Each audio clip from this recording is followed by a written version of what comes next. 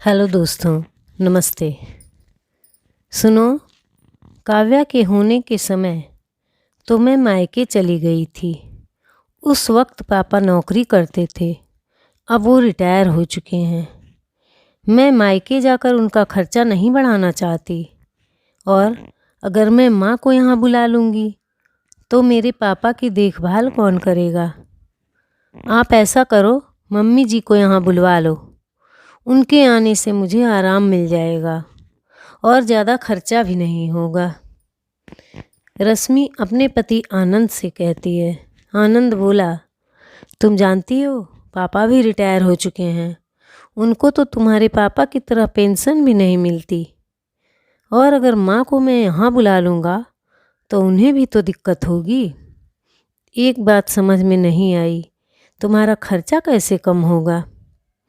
और जब काव्या के वक्त माँ को आने से तुमने ही मना किया था, तो इस बार तुम उन्हें क्यों बुलाना चाहती हो? रश्मि बोली, मेरे मम्मी पापा की तुलना अपने माँ बाप से मत करो। एक बच्चे में मेरे माँ बाप ने मेरी जिम्मेदारी उठा ली, अब क्या हमारे सभी बच्चों की जिम्मेदारी वही उठाएंगे? अरे, कुछ दिन तुम्हारे पापा खुद से बनाकर नहीं खा सकते? ठीक है, अगर वो अकेली नहीं आ सकती तो बोलो पापा को भी साथ ले आएंगी। आनंद बोला, बात तो तुम सही कह रही हो।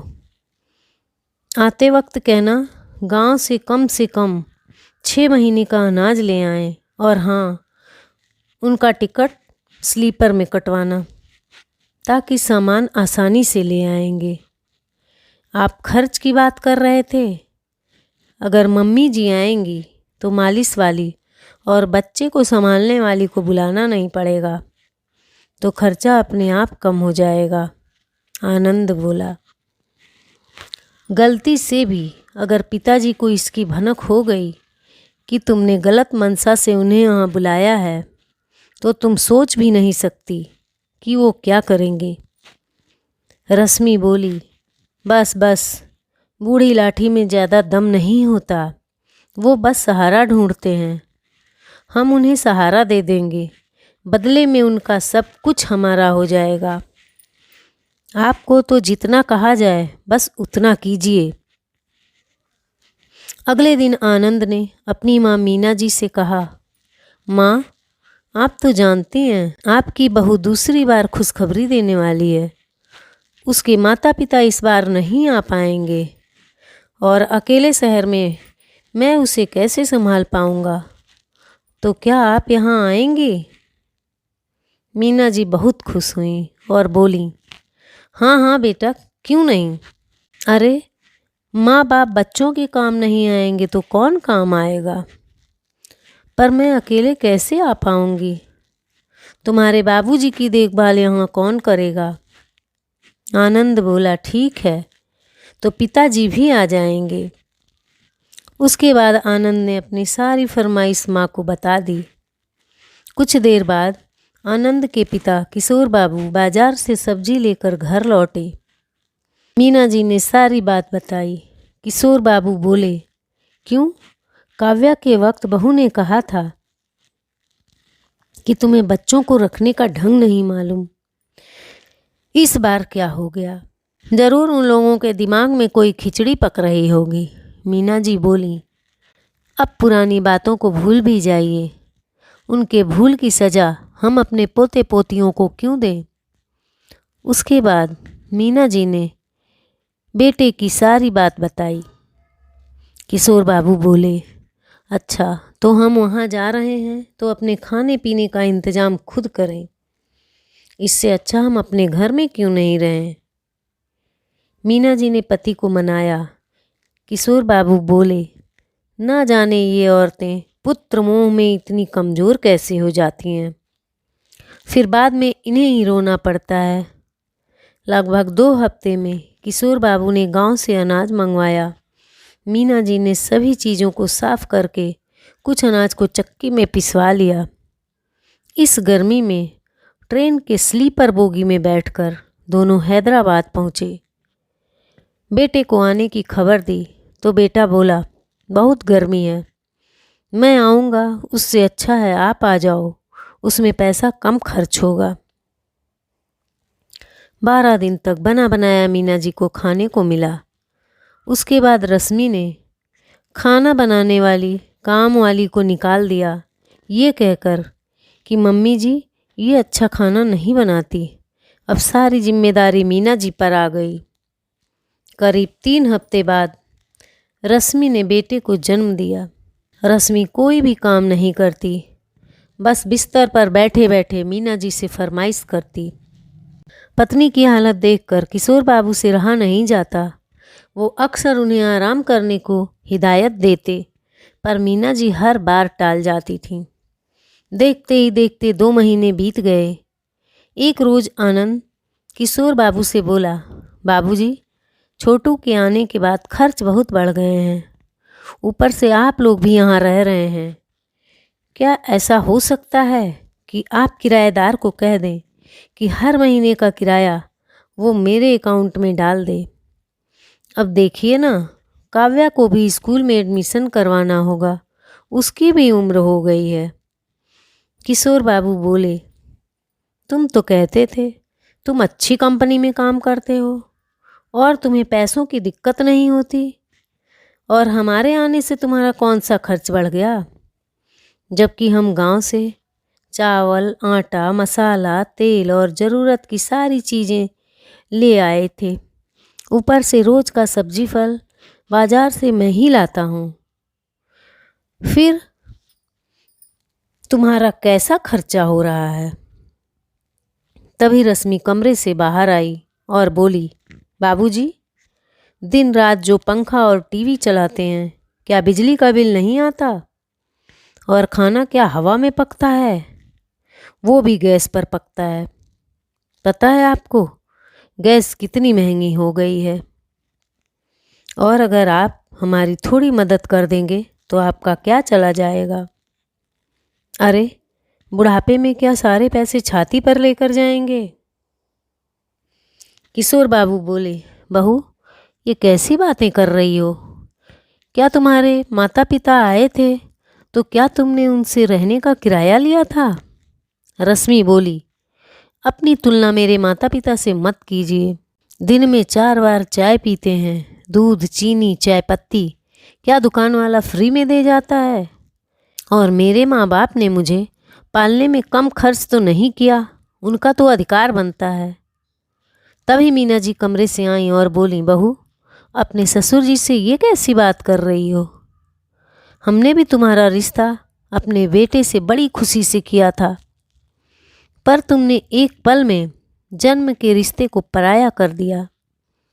और तुम आनंद खड़े खड़े पत्नी की बातें सुन रहे हो, उसे कुछ नहीं कह रहे। आनंद बोला, माँ, आखिर ये गलत क्या कह रही है? महंगाई आसमान को छू रही है। आपके थोड़े से अनाज से क्या हो जाएगा? और मैंने पिताजी से पैसे नहीं मांगे, बस किराएदार से पैसे मांग रहा हूँ। मीना जी धीरे से किशोर बाबू को बोली, सुनिए जी, वैसे भी हम यहाँ रह रहे हैं, वो पैसे खर्च तो होंगे नहीं, दे दीजिए। रश्मि मुंह बनाते हुए अपने कमरे में चली गई। आनंद ने जल्दी से अपना अकाउंट नंबर किशोर बाबू को दे दिया और वहाँ से निकल गया। धीरे धीरे समय बीतने लगा। आए दिन रश्मि किसी न किसी बात पर दोनों पति पत्नी का अपमान करती रहती थी। एक रोज़ मीना जी स्नान करके निकली तो नाक सिकोड़ कर बोली, मम्मी जी, आपने क्या मेरा साबुन यूज़ किया? और ये क्या, मेरे शैम्पू को आधा कर दिया। एक बार मुझसे पूछा तक नहीं। अरे, इस उम्र में साबुन शैम्पू करके किसको सम्मोहित करना चाहती हैं? जीवन भर तो बालों में मिट्टी लगाती होंगी। शहर आई नहीं कि आपको हवा लग गई, इसलिए आपको यहाँ नहीं बुलाना चाहती थी। फिर वो अपना साबुन और शैम्पू बाथरूम से लेकर अपने कमरे में चली गई। जैसे ही मीना जी कमरे में आई, किशोर बाबू बोले, और कितनी बेइज्जती से होगी? क्या तुम्हारे आँखों का पानी सूख गया है? तुम ये नहीं देख रही कि बहू के साथ साथ तुम्हारा बेटा भी तुम्हारी फिक्र नहीं करता। अरे उन लोगों का काम निकल गया, अब उन्हें हमारी ज़रूरत नहीं है। मीना जी की आंखें भर आईं तो किशोर बाबू बोले, इसलिए मैं यहाँ नहीं आना चाहता था। हमने अपने बेटे का रिश्ता बहू से जोड़ा, पर उसने जन्म के रिश्ते को ही अलग कर दिया। और इसमें बस बहू का दोष नहीं, जिम्मेदार तुम्हारा बेटा भी है। अपनी आंखें खोलो मीना, इस घर में हमें इज्जत की एक रोटी नहीं मिल रही। चलो चलते हैं।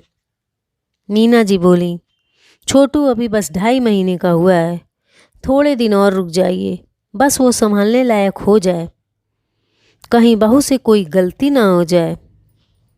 किशोर बाबू बोले, तुम्हें पति की इज्जत से ज़्यादा बेटे और बहू की चिंता है।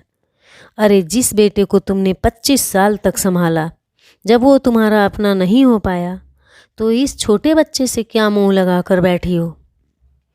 अगर तुमने कल तक अपना सामान नहीं बांधा तो मैं अकेले ही चला जाऊंगा। इतना कहकर किशोर बाबू कमरे से निकल गए। शाम के 7:30 बज रहे थे। मीना जी के पैरों में थोड़ा दर्द हो रहा था, तो वो पैर ऊपर करके अपने ही हाथों से अपना पैर दबा रही थीं। तभी रश्मि आई और बोली, मम्मी जी, क्या आज खाना नहीं बनेगा? आपको सोचना चाहिए था, छोटा बच्चा है, मुझे भूख जल्दी लग जाती है। और ये क्या, सोफे पर पैर ऊपर क्यों रखी हैं? नीचे रख कर बैठिए। मीना जी बोली, हाँ हाँ बहू, अभी बना देती हूँ, बस एक बात तुमसे कहनी थी। रश्मि बोली, जल्दी बोलिए, मेरे पास फालतू वक्त नहीं है। मीना जी बोली, बहू 1 गिलास दूध अपने ससुर जी के लिए अलग निकाल दो, दवाई खाते हैं। रश्मि बोली, दूध मुफ्त में नहीं आता है, और जितना आपके घर का किराया आता है उसमें क्या कुछ होगा, और दवाई तो पानी से भी लिया जा सकता है। इस उम्र में दूध पीकर क्या करेंगे? पूरे दिन तो रोटियां तोड़ते हैं, अब दूध पीकर क्या पहलवानी करेंगे? आप जल्दी से खाना बनाइए। इतना कहकर वो अपना फ़ोन देखते हुए अपने कमरे में चली गई। बहू की बातें सुनकर मीना जी की आंखें भर आईं। जिस पति के लिए वो अपने घर पर क्या क्या जतन नहीं करती, आज उसे 1 गिलास दूध भी नसीब नहीं हो रहा। जो पति उनके लिए फल फूल बाहर से लाते थे, आज अपने ही पैसे को खर्च नहीं कर पा रहे हैं। मीना जी ने कुछ सोचा, फिर रसोई में जाकर खाना बनाया और कमरे में आकर किशोर बाबू से बोली, सुनो जी, अब रिश्तों पर से भरोसा उठ गया है। जो कल तक हमारे बच्चे थे आज मालिक बन बैठे हैं और माँ बाप से किराया चाहते हैं। सही कहा था आपने, हमें बहुत पहले ही यहाँ से चले जाना चाहिए था। अगले दिन सुबह 4 बजे जब सब बेफिक्र होकर सो रहे थे, मीना जी और किशोर बाबू अपने सामान को बैग में डाले घर से निकलने लगे। मीना जी पलटकर पीछे देखीं तो किशोर बाबू बोले, मीना, जब अपना बेटा ही तुम्हारे दर्द को नहीं समझता तो उनके बच्चों से क्या उम्मीद लगा रही हो? चलो, यहाँ हमारे लिए कोई जगह नहीं है। मैं तुम्हें ढोल बाजे के साथ लेकर आया था, इज्जत की रोटी खिलाऊंगा, ये वादा किया था, मैं अपने वादे को सदा निभाऊंगा। इतना कहकर वो मीना जी का हाथ थामे और घर से निकल गए। करीब 9 बजे जब सब सोकर उठे, घर खाली था। रश्मि आवाज़ लगा रही थी, मम्मी जी, क्या घोड़े बेचकर सो रही हैं? चाय देने वाला भी कोई नहीं है। तभी उधर से उसकी काम वाली बोली, मैडम जी, अम्मा जी का कमरा तो खाली है, उनका सामान भी वहाँ नहीं है। आनंद भागकर कमरे में गया, वहाँ उन लोगों का कोई सामान नहीं था, बस टेबल पर एक कागज़ लिखा था, हमने बेटे के साथ तुम्हारा रिश्ता जोड़ा था, तुमने जन्म के रिश्ते को अलग कर दिया, पर तुम्हारा कोई दोष नहीं। अब बेटा ही माँ बाप का दर्द नहीं समझता, तुमसे क्या उम्मीद रख सकते हैं? आज से हमारा और तुम्हारा कोई रिश्ता नहीं होगा। इन 3 महीनों में तुमने जो हमें इज्जत दी है, भूल से कभी अपने माँ बाप के साथ ऐसा व्यवहार मत करना, वरना तुम्हारे बच्चे कल को तुम्हारे साथ वैसा ही करेंगे। ईश्वर ने तुम्हें एक बेटा दिया है, बस इतना ही दुआ करूँगा कि वो मेरे बेटे जैसा ना हो। 29 तारीख थी। आनंद ने किराएदार को फ़ोन किया और बोला, अगले महीने का किराया आप 2-3 दिन पहले दे दीजिए। किराएदार बोला, आप हमारे मकान मालिक नहीं हैं। हमारे मकान के मालिक आ चुके हैं और उन्होंने तो कहा आपसे उनका कोई रिश्ता नहीं है, फिर किराया किस बात का। इतना कहकर उसने फ़ोन रख दिया। आनंद जिस घर में रह रहा था वो भी उसने किशोर बाबू के नाम से लिया था। किशोर बाबू ने बैंक में फ़ोन करके कह दिया कि मैं लोन नहीं चुका पाऊँगा, तो आप हमारे घर को बेचकर अपना पैसा ले लीजिए। कुछ रोज़ बाद आनंद के पास नोटिस आया। दोनों पति पत्नी के होश उड़ गए। उन्होंने बैंक से कुछ वक्त मांगा और बच्चों को लेकर माँ बाप के पास भागलपुर पहुँचे। मीना जी का मन एक पल को डगमगाया। फिर किशोर बाबू बोले, मीना अंदर जाओ, और अपने नौकर से बोले, भोला इनका सामान बाहर वाली कोठरी में रखो, क्योंकि ये रात तक चले जाएंगे। आनंद बोला, आप हमारे साथ ऐसा कैसे कर सकते हैं? अगर वो घर चला गया तो हमारे सर पर छत नहीं रहेगी। बच्चों को लेकर हम कहाँ जाएंगे? किशोर बाबू बोले, जिसने तुम्हें जन्म दिया उसके छत के बारे में तुमने कभी नहीं सोचा, तो हम तुम्हारी जिम्मेदारी क्यों लें? जाओ अपने सास ससुर के पास, जिनकी तुम्हें सदा चिंता होती थी। अपनी माँ को 4 महीने के लिए तुमने क्यों बुलाया था, ये हमें भी पता है। मैं अपनी सारी संपत्ति से तुम्हें बेदखल करता हूँ। अब तो कानून भी कहता है कि अगर मेरी मर्जी नहीं होगी तो तुम मेरा 1 पैसा नहीं ले सकते हो। तुम बच्चों को लेकर आए हो, इसलिए शाम तक का वक्त दे रहा हूँ। मेरे घर में मेहमानों को खाने रहने का किराया नहीं लगता, तो रोटी भी खाकर जाना और दूध भी पी कर जाना।